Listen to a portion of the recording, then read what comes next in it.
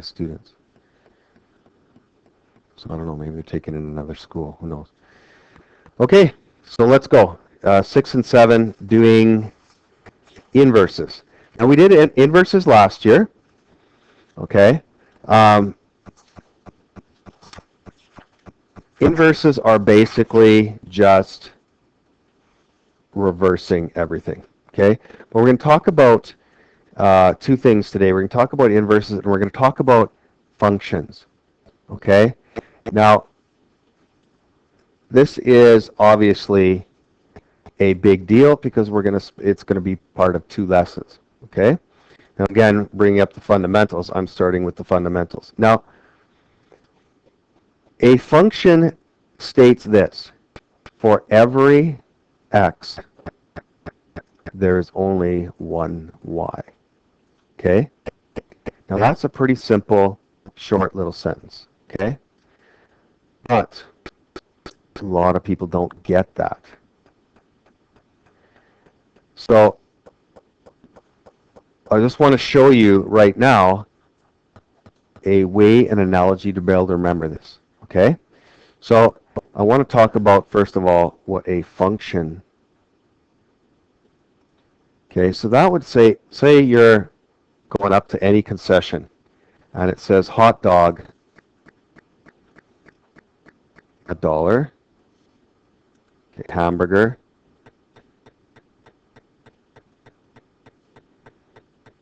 $1. Now, does that make sense? Like, can a hot dog and a hamburger be both $1? Yeah? Now, these are your x's, these are your y's. Is there an x giving 2 different y's? No. That's different x's giving the same y. This is where people get messed up. So I want you to think about this. You can have a hot dog $1 and a hamburger $1. Like, that's, no one's going to be like, holy crap, I've never seen that before. That's like the weirdest thing ever, right? Now, I want to talk about not a function.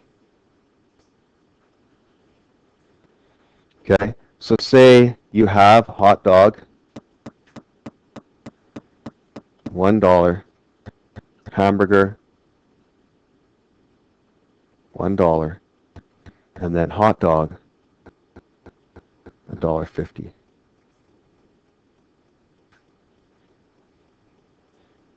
Now, I bet you anything, if you had that on a concession, every time you went to buy something, the people are going to get that are working there, do you know that you have hot dogs as $1 and hot dogs as $1.50? Like, is that like a cheese dog, or is that a chili dog, or like what's? No, it's the same one. Okay, you'd be just like, okay, that's not a function. If you go down to the vending machine and they have like chips, they're $1 there, and chips, same ones, in the bottom corner is $1.50. I guarantee you, if I were walking around the atrium at lunch, you'd hear kids talking about it. Okay? Because it's not a function. Okay? So the function says for every x there is only one y.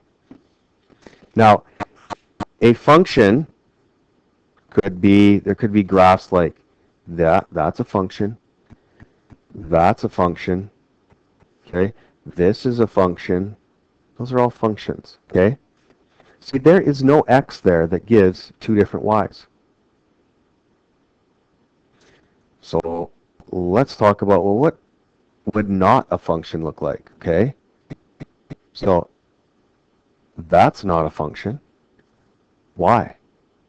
See this x here? Does it give 2 different y's? Yeah. Is this y or this y? And the way we can say it's not a function, especially when we have a picture, it's draw this thingy. Anyone remember what that is? It's a line. It is the VLT.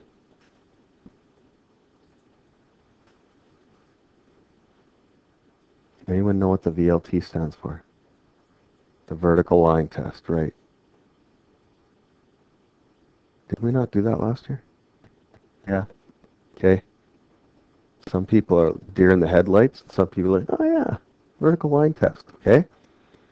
The vertical line test shows that basically we had a hot dog $1.50 and a hot dog $1, right? Why is this x giving you two different y's? Now, are we saying that that graph is wrong, it's bad, it's the whole thing? No, it's just not a function. Okay? We're not saying if I said, hey, look at that truck, and you showed me a car. I'm not saying cars are bad. I'm just saying that's not a truck. Okay? So functions, if you look at all of these, there's nowhere that you could hit this one twice and go through it and hit it twice. It's impossible. Okay? So now we know what a function is. So it is for every x, there is only one y.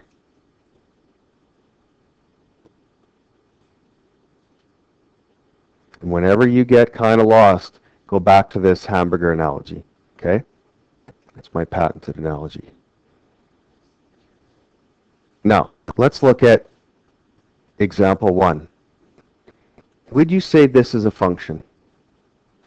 Is there any x giving two different y's? So this is a yes. That's a function. Now, see, all those are half of the other ones. I don't know if you see that, right? Is half of. Now, what if we did the inverse of that? Now, the inverse of a half is to double. Okay? If you do the inverse, is it a function? Look below. I'm doing right down here. Is this a function? Yes. You see people are scared. They're like, I don't know. Okay? Now, let's go up here. Now, the square root of, or the square root, I should say. So if you take negative 2 and you square it, you get 4. If you take 2 squared, you get 4. If you do negative 3, you get 9. And 3, you get, or negative 3, you get 9. Is this a function? Is it? Okay, it is, yes. Why? Is there one x giving two different y's? No. Now, the opposite of is a square of is the square root of. This should say square root, actually. Is the square root of. Is this a function? Is there one x giving two different y's? So this is not a function.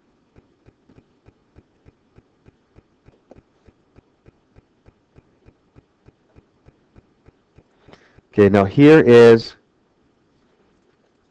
this is the money right here, okay? Whenever you see that little policeman with his little note sign, it's important. The domain of the inverse is the range of the original. The range of the inverse is the domain of the original.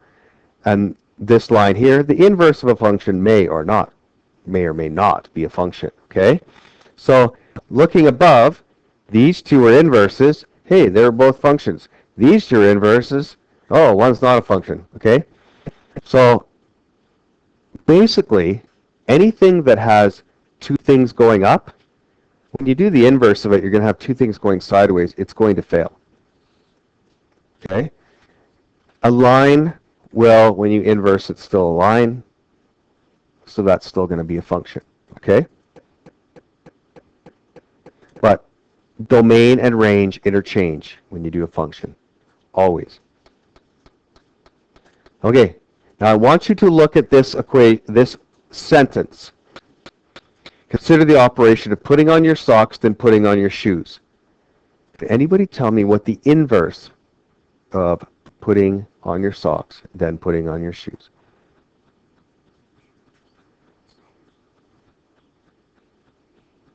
Taking off your shoes, then taking off your socks. Okay?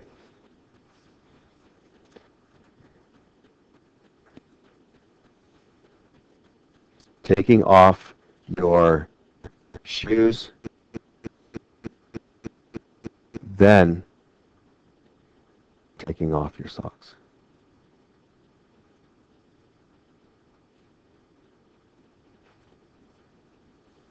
Now from this statement, so this is the 30-1. It's all about thinking. Can anybody tell me now how, if I gave you any sentence, how you would get them right from now on? What do you do? Can anyone think of something that you've learned just from this one example? Or did you learn nothing? Maybe you don't get this at all, right? Anybody got any idea what you do when you're given a sentence? Hmm? Backwards and opposite. Does that make sense? Instead of backwards, I would say reverse the order and the operation. Right? Does that make sense? We don't just reverse. Like, people would say it's ridiculous to say taking off your socks, then taking off your shoes. That doesn't make sense. So we got to reverse the order too. The same way we did everything, if I hit the tape, the rewind, what would you see? You would see now taking off the shoes, taking off the socks. On shoes, or on socks, on shoes, off shoes, on socks. Okay? So this is what we need to get from this. We need to reverse order and operations.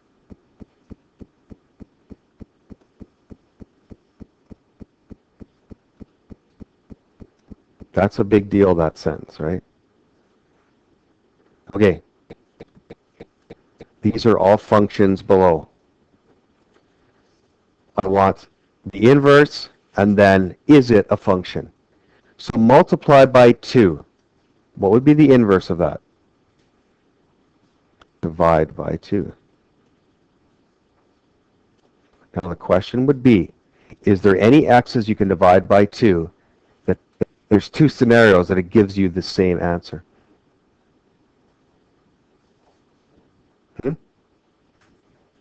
Yeah, but you can divide by 0 only once, right? So 2 divided by 0 is undefined, right? So anything you can do with 2 to get another undefined. Because 2 is your x, right? So I'm thinking, is there anything that I can do to a number?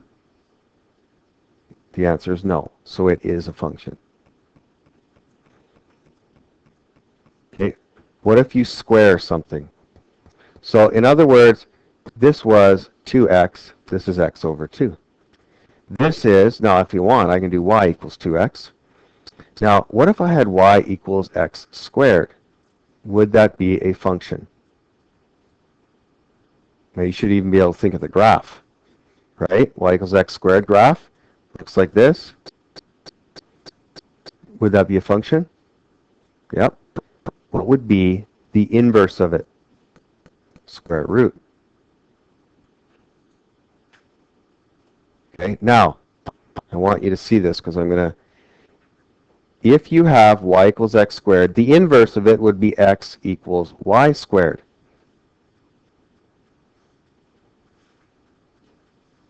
Okay? The inverse is just switching the x and the y. We did that last year, so just remember that's. Now, the question is there one x?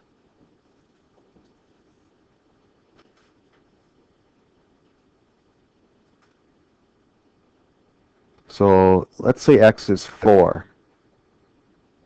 Is there 2 different y's that can give the answer 4? Yeah. Does everybody agree with this? Do you see how there is hot dog, $1, hot dog, $1.50? Does everybody see that? Right? Because this is the x, this is the y. And if you do we'll learn this more later, but that's actually what the inverse looks like. That fails the vertical line test, right? Take the reciprocal. What is the inverse?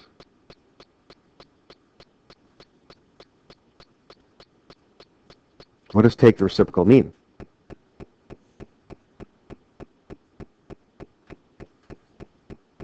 Yep. Flip it, right? So what would be the reciprocal? Or sorry, what would be the inverse?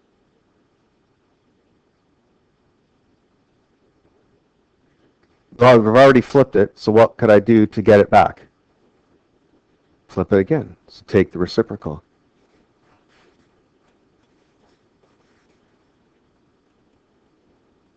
Okay? Right. Taking the reciprocal, if you take any of these functions and multiply by its inverse, it equals x. It makes the original. These, like, do you know how you started before you took off or put on socks and took off your shoes? That's how it should end if you're going to do the inverse. Okay? Would the reciprocal be a function? Well, yes, they should be. I mean, all we're doing is flipping them. Divide by 3, then add 1. Minus 1 times 3. Is that right? Okay. Now, do you know how if I didn't give the taking off your shoes, most people would say, multiply by 3, subtract 1. Okay? So this is subtract 1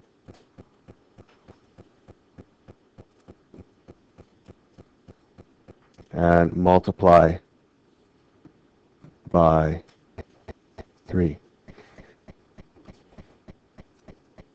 Have any of you, probably none of you in here, but have any of you guys ever tried to do the exact opposite that your parents ask you just to make them mad?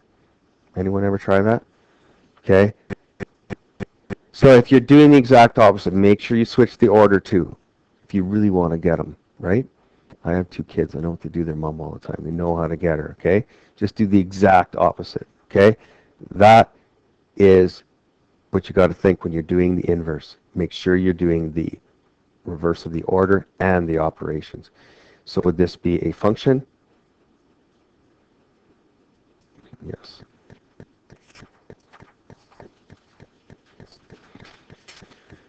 Okay, so here are 2. These are like the x's and the y's, right? So we got 1, 2, we got 2, 4, we got 3, 6, and we got 4, 8. The inverse, probably one of the easiest operations you'll ever do in math, is switch the x and the y, and you get the inverse. So the inverse would be 2, 1, 4, 2, 6, 3, and 8, 4. Okay, all I did was reverse or interchange, if you want to say, the x and the y.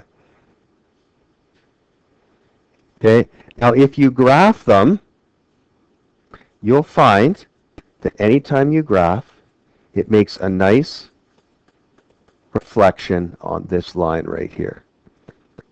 This is called the line y equals x. Why? Because it is the place where y equals x. Okay, it's 1, 1, 2, 2, 3, 3, 4, 4, 5, 5, 6, 6, 7, 7. So every point that's on here, okay, so I'm just going to, there's 1, then there's these 3, okay, and then there's this one here. If I wanted to do the inverse of them, of these, okay, like if you had this point here, for example, what is this point right here?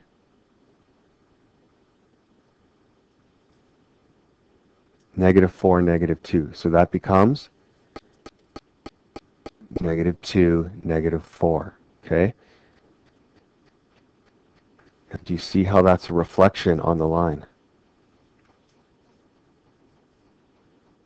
Yes? Okay?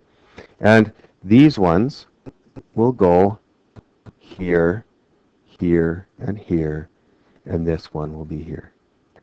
Okay? So whenever you look down that line of y equals x, you will see a perfect reflection. But I would always be careful to test the points. Like this point here is 2, 4. Okay, that becomes 4, 2. So not only will it look like a reflection of this, the points will be exactly reversed. An equation of the mirror line is y equals x. Okay? Okay, so say you were given this. and it says find the inverse. Now, these can get pretty confusing, so stay away from trying to reverse the shape, reverse the points, and then connect the dots, okay? So let's start with this point right here. This is point, remember these go by 2's, right? This is point -4, 6, I should say, -6, 0, okay? What does -6, 0 become? 0, -6, okay? So this point goes to here, okay? So maybe what I'll do is I'm going to put an open red there to show you it went from there to there. Now, let's do this point. This point is 6, 0, correct? 6, 0 should become 0, 6. So blue here is going up there. I haven't done this point yet. Looks like I have, but I moved here to here. Where do you think this one's going to go? From there to there, right? So now, my new shape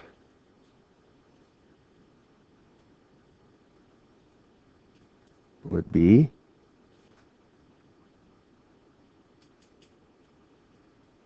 this right here.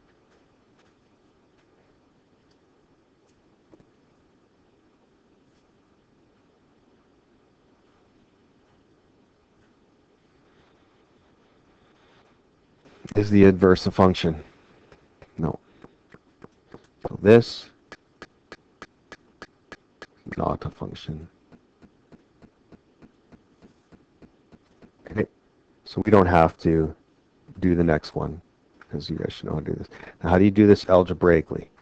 Okay. I'm going to show you how to do it algebraically. Now, first of all, y equals 3x plus 2. Now, if you remember, how do I graph this? This is a y-intercept of 2. Then I'm going to go up 1, 2, 3, and over 1, 2. Oops, what am I talking about? Over 1. 3 over 1. Okay, that's the slope. Okay, and then just draw yourself a line.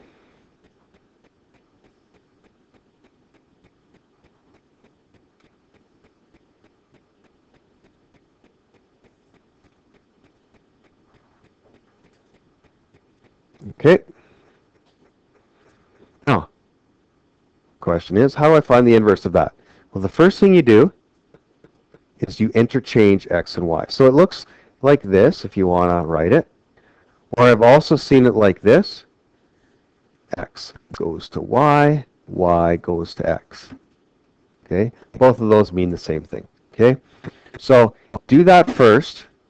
So that would be x equals 3y plus 2. Now that's actually, you're done.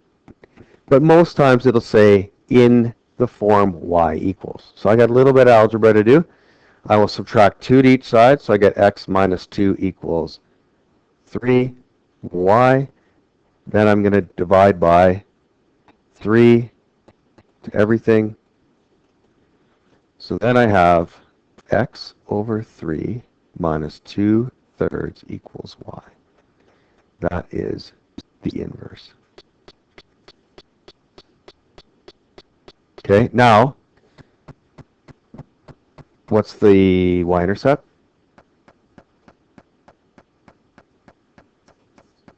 Minus 2/3. So it'll be about there.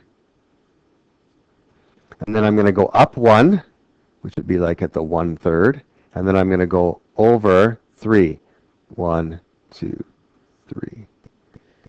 Okay, so if I was to draw that line,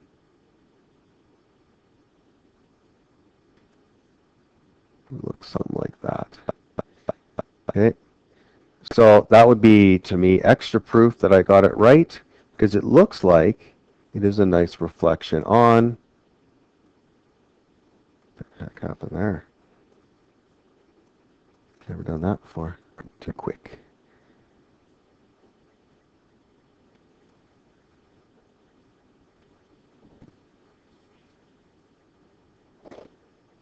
Okay?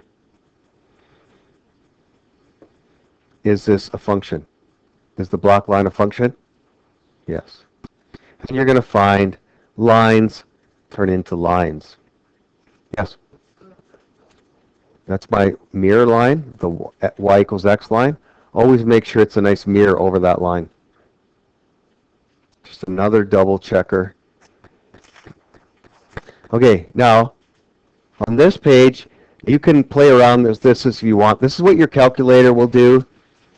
It'll draw inverses for you. And it's very self-explanatory, so I'll let you go through it if you want to do any graphs. I never use it myself because there's a lot, you got to memorize a lot of stuff to even do this one. And yeah, so if you want, you can do that and play around with it, but I'm not going to take time to go through it with you, as you can just do it. Okay, let's go to the next lesson.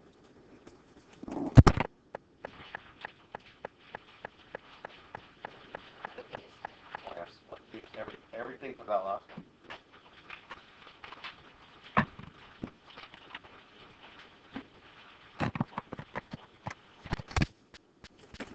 Okay, so yeah, assignment is 1 to 11.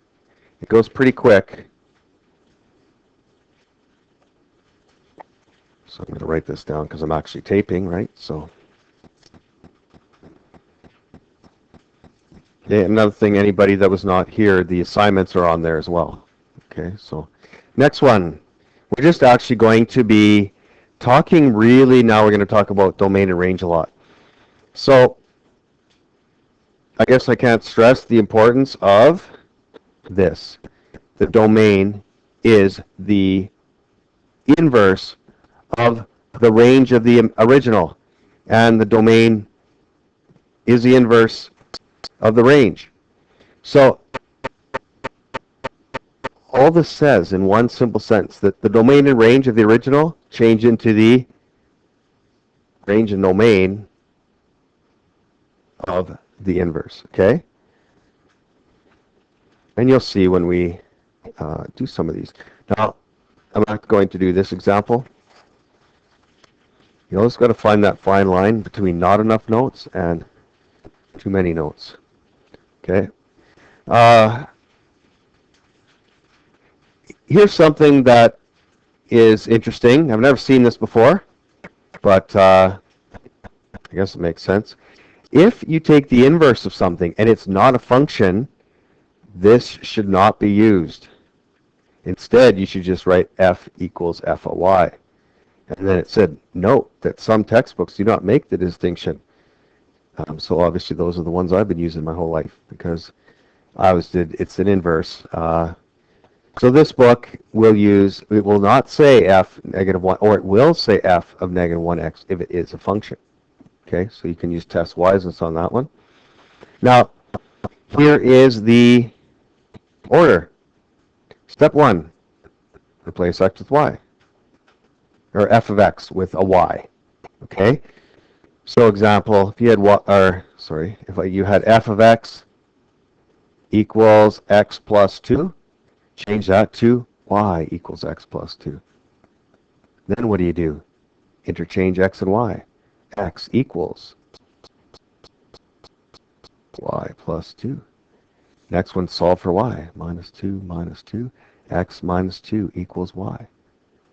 And then replace this. This would be x minus 2 equals f of negative 1x. That is those 4 steps right there.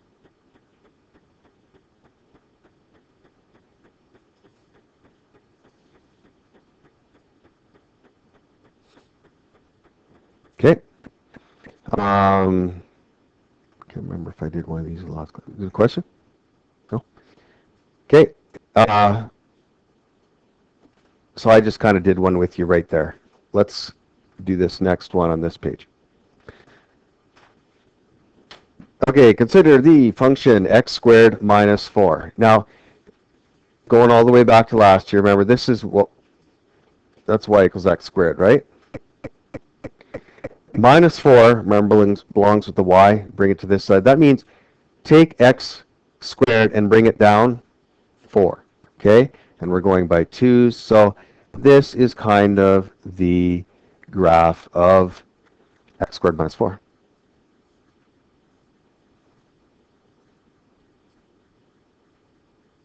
Now,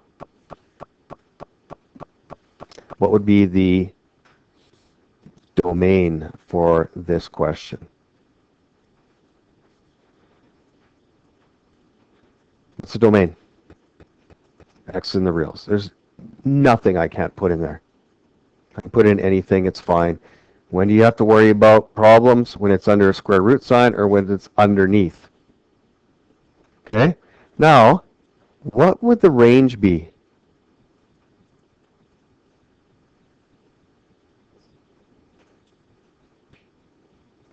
Y is greater or equal to negative 4. This thing will never get smaller than negative 4 because this x squared will only be a positive number.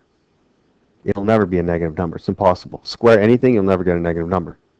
Okay? So I know that it will not get less than negative 4. It'll only be greater. The question now asks, find the inverse.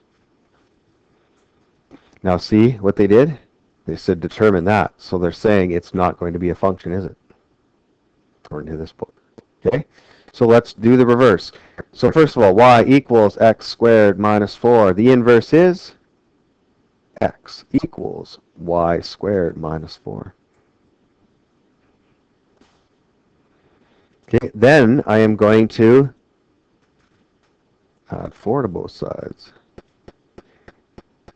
And I'm going to write x plus 4 equals y squared. Now, I'm going to take the square root of each side. If I take the square root of both sides, I put a plus minus here. So plus or minus x plus 4 equals y. That's my inverse.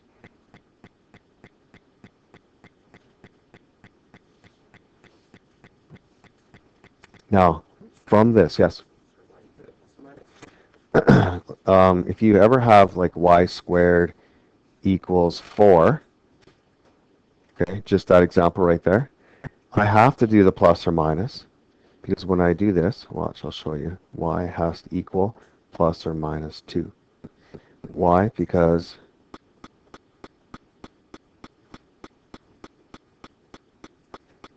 it's always got 2.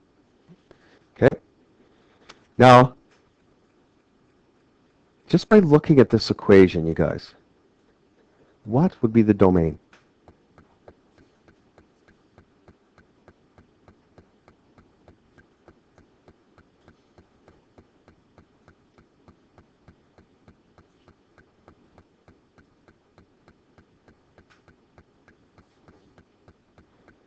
Okay, well, let's solve it. X plus 4 has to be greater or equal to 0, correct? Does everybody agree with that statement? So let's do some algebra. X has to be greater or equal to negative 4. What is the range?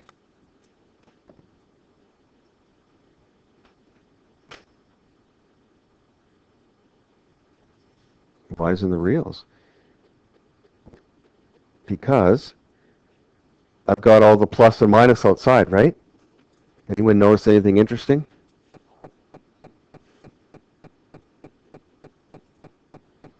Goes back to that sentence. What happens to the domain and range?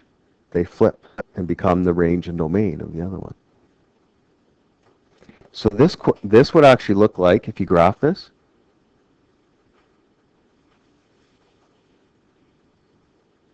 that's what it would look like.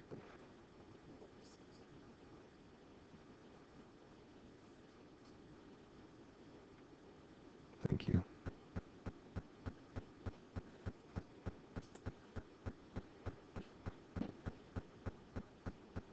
Is the inverse a function?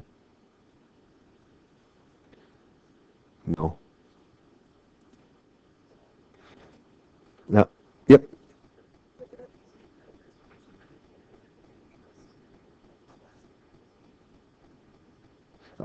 Okay. Because just if I had this, Okay? If I just had that, then I would say, well, it's got to be a positive. So x would be, or sorry, y would be greater or equal to 0, correct? But what makes everything? So now all the negatives are allowed. Okay, that's an awesome question. Okay, that minus says, oh, well, anything that comes out positive now, there's a negative sign to make it negative, so I get all the positives and the negatives. So that means all the reals. So this is what makes it. Now, the question would be, on the original, see that horseshoe there, what could I have done? What could I have done to the domain so then when I found the inverse, it would be a function?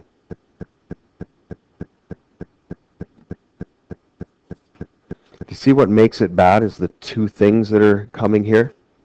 See how there's two things here? So when you try the vertical line test, it's always going to fail. But what if I just had this half of it? Do you see then when I did the inverse, I would just have this half of it? So I could restrict, if I wanted to restrict this domain to keep it a function, I would just say make x greater or equal to 0. So the question here is, how could you restrict the domain in the first one to make it a function? I would say, well, make x greater or equal to 0. That would be my restriction. See, and then I would just get this graph, right? So then when I go and find the range, I will get this graph. And hey, it's a function now, okay? Again, one of those questions they do to you on a diploma, you're like, what? So I'm hoping, oh, I know, because I've done this course enough, you guys will just get better and better and better at thinking, okay? Grade 10 and 11 are good to you that way. They don't have to make you like, huh? Like it was just like, give me the formula, shove it in, you know? Give me this, shove it in. But the diploma's going to do stuff like, what domain could you give this so the inverse would be a function? And you can't be like, crap, I don't know. Yep.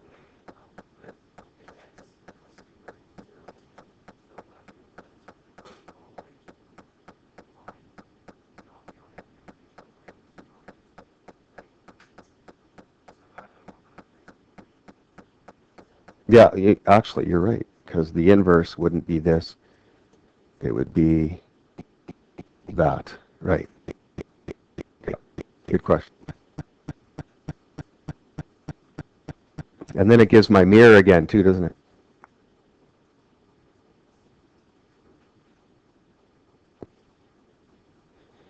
Okay.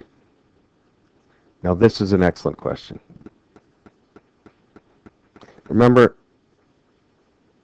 I know you guys are all capable of getting 80 in the diploma. I'm not worried about that. I'm teaching you to get 100 on the diploma. So there's questions like this that I want you to be able to see and go, I remember that one. We did that one. Okay, you're not going to catch me on that one, right? So I'm not teaching you to get 80 on the diploma, okay, because most of you will get an 80 on diploma, I think, no matter who taught this course, right?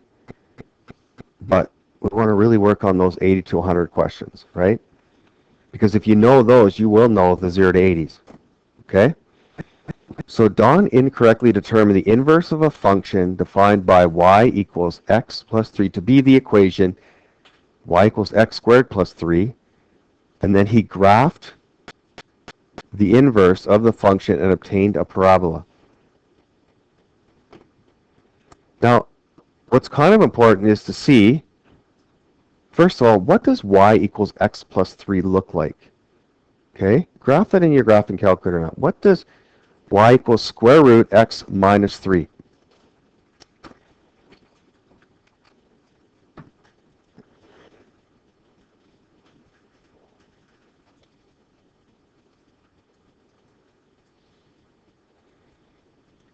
Okay, I'm assuming by now you have something that looks like this. This is y equals square root x minus 3. Now, Don did the inverse and got that. Now, he must have did it wrong, right? Well, let's see. Y equals square root x minus 3.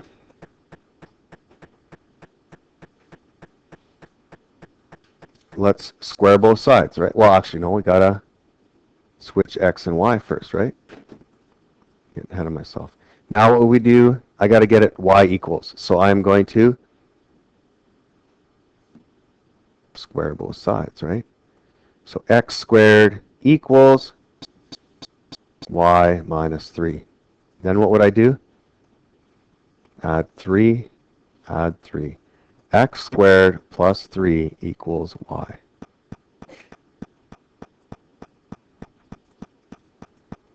Now put that in your graphing calculator.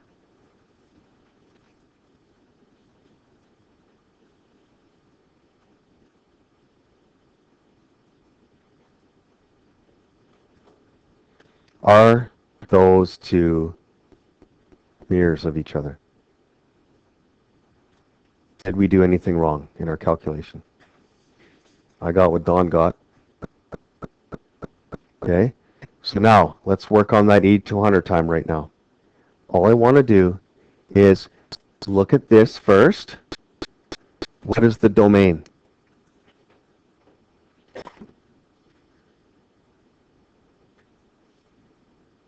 X has to be greater or equal to 3. Look in our graph. Does that make sense? Is that right? Look at our graph. Is the domain x greater or equal to 3? Yeah. Now how about the range?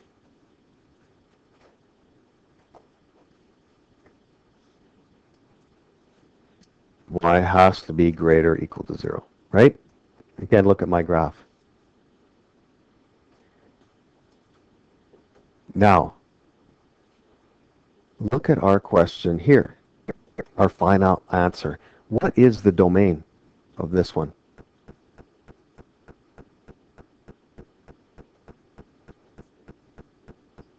Y is greater or, well, no. I mean, I can put, can't I put every x in there? So, x would be in the reals, right? What would be the domain? A range, I guess, sorry. What would be the range?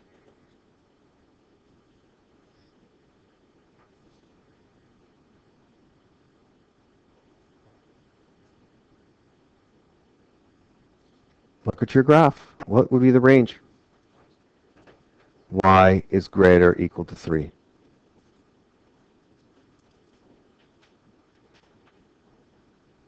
Anyone see the problem yet? Did I do the cardinal rule? Did I inverse also the domain and range? This domain and range, now those people that have been on the ski trip, you've been missing a lot of this, but we've been learning how if any time in the question they have that restriction, we have to stick with that restriction, right? Has that not been the rule so far? So if this domain and range are given, the inverse must be. So you see how this one we're good with. This one, nope. This should say x is greater or equal to 0. Then we can see our graph. Does that make sense? So, when determining the inverse of a function, domain restrictions must be included in the equation of the inverse.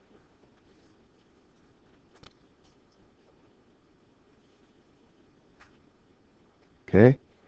If you walk away today and you haven't learned this, then your 80 to 100 question is gone on the exam. So get this on your study sheet. You know, yesterday the restrictions, anytime they were a restriction in the equation, they become restriction at the end. We learned that when we're doing like x plus 3 times x plus 2 over x plus 2, this equals x plus 3, right? Is there a restriction on that? X cannot equal negative 2, right? Because it was a restriction once, you can't use it. Same thing here, okay? Now, this here,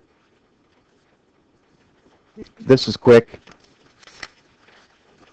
basically, if you ever take an inverse and put it inside an equation, it will always equal x. Okay? Now, that may not make sense to you right now, so we'll do one quick. This is y equals 2x minus 3. What is the inverse? Let's do it. X equals 2y minus 3. Right? I just switched the x and the y. Then it's going to be x plus 3 equals 2y. Right? Then I'm going to divide everybody by 2. So x over 2 plus 3 over 2 equals y. So this is f of negative 1x. Now this says if I take the inverse and put it inside the original, it should equal x. Well, it doesn't say that yet. It says that in the line right below that you haven't read yet. Okay? So if I take this and shove it into here, I should get x. Okay? So how does that look? That's x over 2 plus 3 over 2 minus 3. What does that equal? Okay, if I take the 2 and multiply it in, that's x plus 3 minus 3. This equals x. Okay, so basically, if f and g are inverse of each other, so you can cross this out, this would be f of negative 1. So this would be f of negative 1, f of negative 1. You always get the answer x. Okay, 1 to 8, 10 ACE, and 11, 12, and 13. Those are multiple choice. Okay, it is quick homework. I think I've gone in enough detail that you shouldn't have any problems with it. Those of you that have other stuff to do, I would do this first because you don't really need the other stuff to do this one. And then tonight or during your spares, grab someone's computer, iPad, go down to the computers, and watch some math. Oops. Forgot I was recording this one.